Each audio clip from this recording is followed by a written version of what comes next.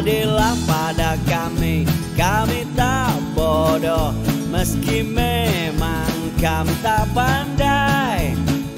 Tapi kami berjanji akan tetap mengkritik sesuai isi hati.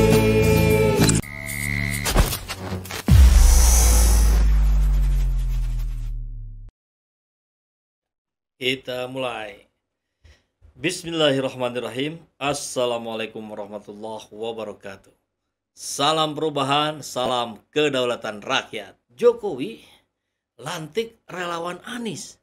Itu saja, itu sudah membuat keanehan, anomali. Maksudnya gimana ini? Jokowi kan yang minimal sampai detik ini kita ketahui agak berseberangan lah. Walaupun mungkin sebenarnya kan tidak juga ya. Anies tidak berseberangan dengan Pak Jokowi. Tapi perspektif di rakyat begitu.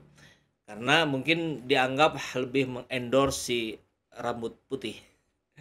Tapi yang kedua kemudian melantik relawan Aniesnya di Jawa Tengah. Lah, kan ini makin aneh lagi nih. Gimana ini sebenarnya ini? Jadi kita langsung saja deh ya, kita simak. Ini dari thumbnailnya. Jokowi lantik relawan Anies di Jawa Tengah. Kok bisa? Nah, ini ada di iniriau.com. Ini beneran ini tuh. Jokowi akan lantik. Mungkin sudah sekarang ya. Kan Senin kemarin nih.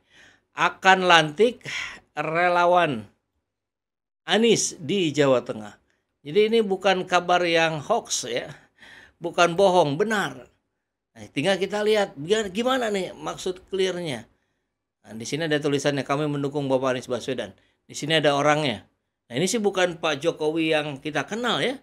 Tapi siapa dia? Nanti kita lihat. Nah, Ketua Umum Perkumpulan UMK Manis Indonesia Sejahtera Joko Wiranto, dalam tanda kurung Jokowi. Oh, jadi ini Jokowi bukan Joko Widodo, tapi Joko Wiranto. Ini gabungan Joko Widodo dan Pak Wiranto barangkali ya, jadinya Joko Wiranto. Ya, saya kira nama Joko Widodo, Joko Wiranto, Jokowi sekalipun tidak hanya satu, tidak hanya dua, ada banyak ya. Hanya kebetulan yang menjadi tokoh ya Joko Widodo yang menjadi presiden. Tapi ini juga kayaknya tokoh nih. Karena kan Ketua Umum Perkumpulan UMK Manis. Ya, Joko Wiranto dalam kurung Jokowi akan melantik kepengurusan relawan ekonomi Aliansi Nasional Indonesia Sejahtera (ANIES) Provinsi Jawa Tengah di Semarang, Jawa Tengah. Jadi benar nih, kabarnya benar ini. Jokowi melantik di Jawa Tengah.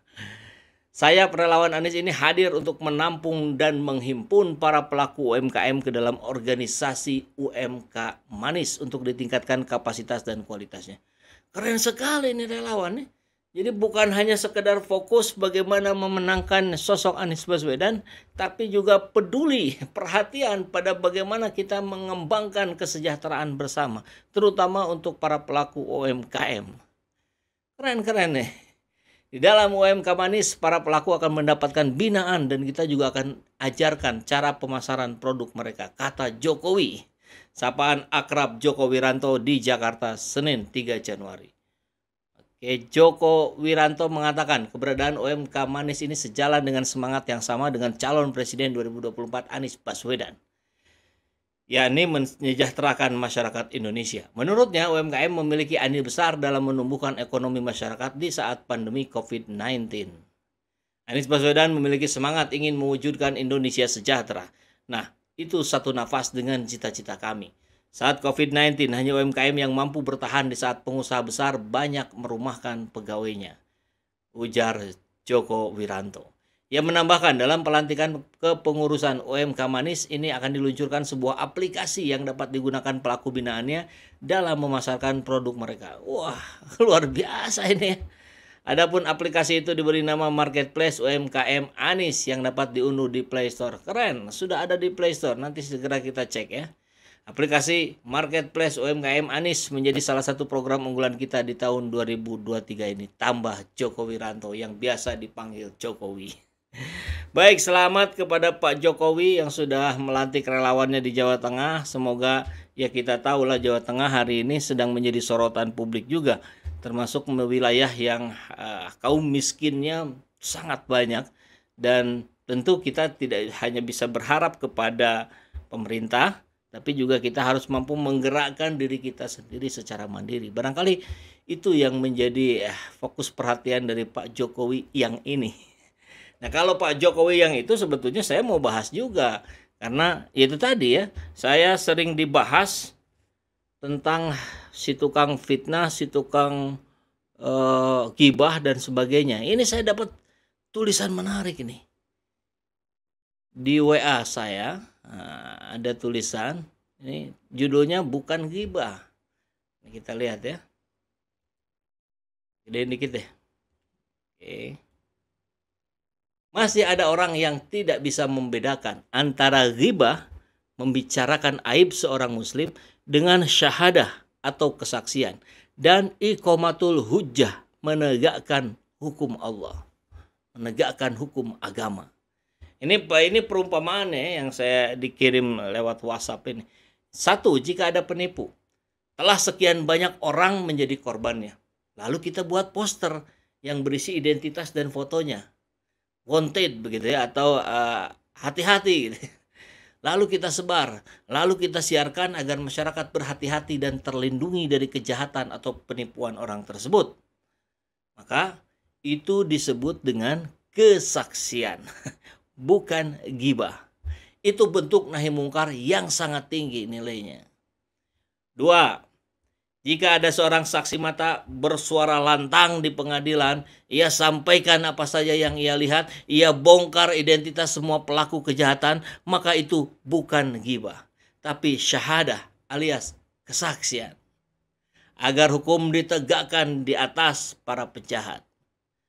Beresiko, namun ia harus lakukan. Jika ia menolak bersaksi, ia berdosa karena dianggap menutupi kejahatan. Jika ia bicara tidak sesuai fakta, itu pun dosa karena ia telah memberikan kesaksian palsu.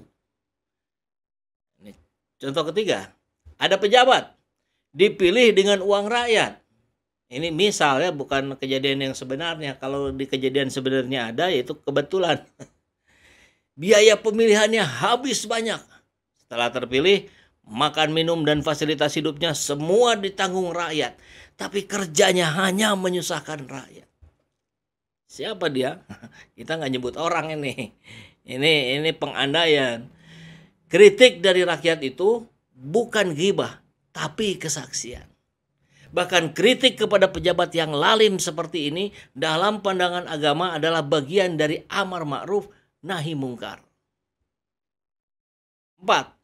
Suatu hari Hindun datang kepada Rasulullah untuk mengadukan Abu Sufyan suaminya. Wahai Rasulullah, sesungguhnya Abu Sufyan itu suami yang pelit bin bakhil. Ia tidak memberikan nafkah kepadaku. Bolehkah aku mencari uangnya untuk kebutuhanku dan anakku? Dalam kasus ini Hindun membongkar aib suaminya di depan Rasulullah SAW. Rasulullah SAW tidak menegurnya karena telah membicarakan aib suaminya. Bahkan beliau memperbolehkan Hindun mengambil uang suaminya tanpa sebab pengetahuannya untuk keperluannya dan anaknya. Apakah yang dilakukan Hindun ini bukan ghibah? Apakah yang dilakukan ini bukan ghibah tapi syahadah alias kesaksian? Ia harus membuka aib suaminya agar ia mendapatkan keadilan. Itu suami istri itu. Apalagi ini persoalan kebangsaan. Persoalan hubungan daerah dan pusat, kan begitu ya. 5 nih contoh yang kelima. Ada seorang pemikir liberal aktif menyebarluaskan pemikiran sesatnya di tengah masyarakat lewat ceramah-ceramah dan tulisan-tulisannya, hingga perlahan-lahan bertambahlah pengikutnya dan makin kuat posisinya. Mereka merasuk ke semua lini. Lalu kita bongkar identitasnya dan kita kritik pemikirannya. Itu bukan ghibah, tapi itu iqamatul hujjah, menegakkan hukum agama. Kalau yang keenam, kalau kita belajar ilmu mustalahul hadis, kita akan temui bab al-jarh wa at-ta'dil. Saking pentingnya bab ini bahkan oleh sebagian ulama ditulis dalam kitab sendiri. Apa isinya? Membicarakan aib orang. Si fulan ini tukang bohong, si fulan ini lemah ingatannya, si fulan ini tukang memalsukan hadis, dan seterusnya. Tapi Imam Mahdi menyebut ghibah dalam konteks ini adalah bagian dari ibadah. Karena agama menjadi terjaga, warisan Nabi Shallallahu Alaihi Wasallam tetap dalam keasliannya, dan terbongkarlah upaya musuh-musuh agama untuk merusak tatanan agama ini. Demikian kami jadikan kalian umat yang wasat agar kalian menjadi saksi-saksi atas perbuatan manusia. Al-Baqarah 143. Kalian adalah umat terbaik yang dikeluarkan untuk manusia. Kalian aktif mengajak kepada yang ma'ruf dan mencegah kepada yang mungkar, serta kalian beriman kepada Allah. Quran surat Ali Imran ayat 110. Kalian adalah saksi-saksi Allah di atas muka bumi ini, kata Rasulullah Shallallahu Alaihi Wasallam dalam sebuah hadis. 7. Maka jangan bersikap sok bijak dengan berkata, akhwan ukhti, jangan gibahi si fulan karena bla bla bla. Terhadap muslim yang soleh dan baik, pasti kita bersikap lemah dan bijak. Tidak mungkin kita bongkar aib pribadinya. Tidak boleh kita umbar kekurangannya. Tapi kepada kaum sekuler, kapitalis, liberal yang radikal, tidak perlu lagi bersikap lemah lembut. Kita harus lawan pemikirannya sekeras-kerasnya. Itulah perjuangan. Karena kebenaran, bela Allah, bela Rasulullah, bela agama, tegakkan keadilan, memang harus diperjuangkan tanpa mengenal waktu dan tempat. Dimanapun kita berada, kita harus aktif mengajak kepada yang ma'ruf dan mencegah kepada yang mungkar, serta kita beriman kepada Allah Subhanahu wa ta'ala. Surat At-Tahrim ayat 9. Artinya, hai Nabi, perangilah orang-orang kafir dan orang-orang munafik dan bersikap keraslah terhadap mereka. Tempat mereka adalah jahanam. Itu adalah seburuk-buruknya tempat kembali. Jadi, sahabat SJ Channel semua, saya kira clear ya. Saya tidak ada sedikit pun niatan untuk bergibah. Karena yang saya soroti adalah kekuasaan. Kekuasaan dengan dibarengi dengan pandangan, pantauan dari mana-mana, tetap saja memungkinkan melakukan penyelewengan. Apalagi kalau tidak dipantau. Dan ini adalah bentuk partisipasi kita sebagai rakyat. Inilah yang disebut kedaulatan rakyat yang bisa kita manfaatkan dari hari ke hari ini. Manfaatkan teknologi yang ada, begitu ya, sehingga kita bisa ikut terlibat dalam proses-proses diskusi publik yang akhirnya membuat negeri ini menjadi jauh lebih baik. Yang akhirnya insya Allah negeri ini menjadi negeri yang baldatun toyibatun warobun gofur. Begitu ya. Oke. Jadi tidak ada maksud untuk kita bersikap negatif. Ini niatannya niatan yang positif.